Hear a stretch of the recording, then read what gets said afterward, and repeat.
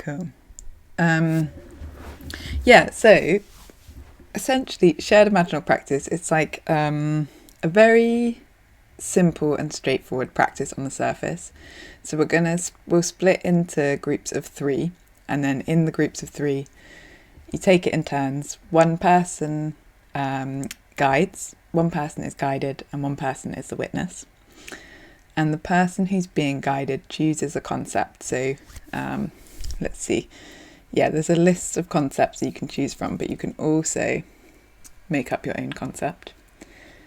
But some of the examples of the concepts are things like an ocean of uncertainty, practice for the benefit of all beings.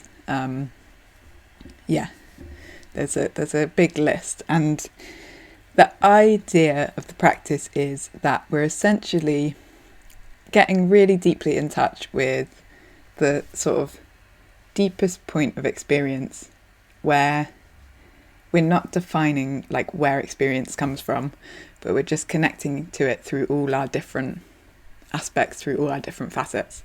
So we're connecting to it through the body, through the heart, through the mind, and then in this sort of like soulful abstract bit. And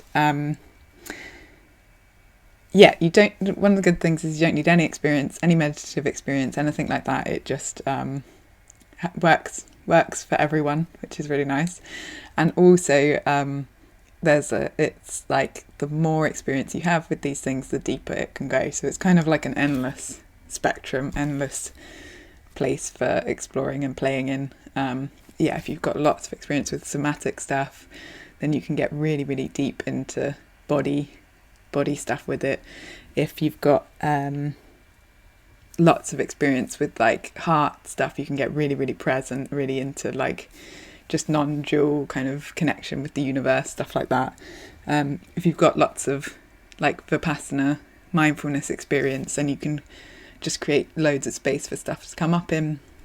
And if you've done lots of sort of shadow work or like other soul work stuff, then you can get really deep into like emotions and really, really deep into kind of like uncovering new parts of you and going to really far out, like different bits of the human experience, I suppose. The main sort of like mechanism that it works on is that all experience is kind of like a conversation between those two things, and the main conversation is happening between the body and metaphor.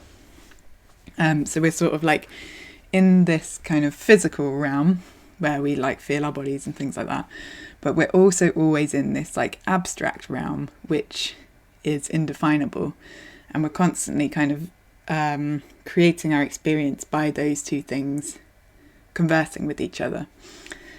And that's happening in like all experience all the time, but in this practice that dynamic is being sort of like brought very much into the light. So and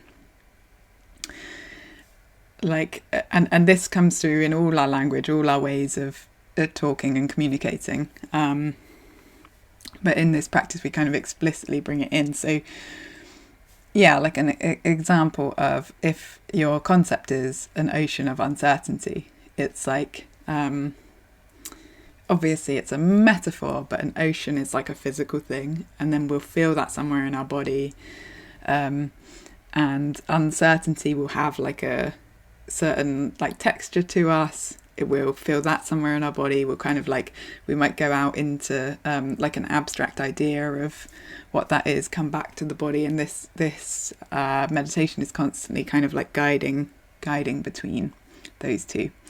And it happens, it's kind of like it's very, very hard to describe. It happens very naturally. Once we start doing it, it's really, it becomes very apparent very, very quickly. And part of the sort of magic of it is that the guide, because you can kind of, in this like explicitly meditative metaphorical space, it's almost like your reality doesn't need to make sense to anyone else. So this is where it came from. This is where I designed it from. I was having such a like wildly different reality and needing to connect with some people. But it's almost like your reality can be completely separate, entirely your own.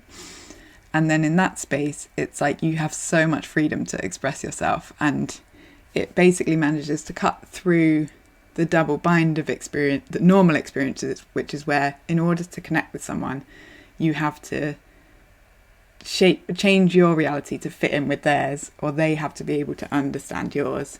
And it just completely takes away any need for that. You can just be in your reality.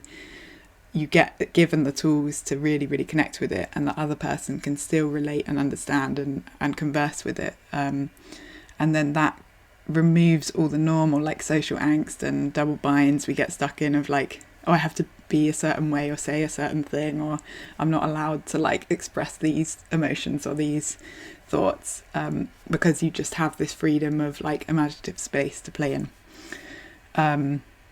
So that's, yeah, like a lot of the power of it. And then also it reveals, it sort of reveals this, body metaphor dynamic, which is really cool and powerful and just fun, part of experience. So that's a sort of like, quite an abstract description. Once we get practical, it all becomes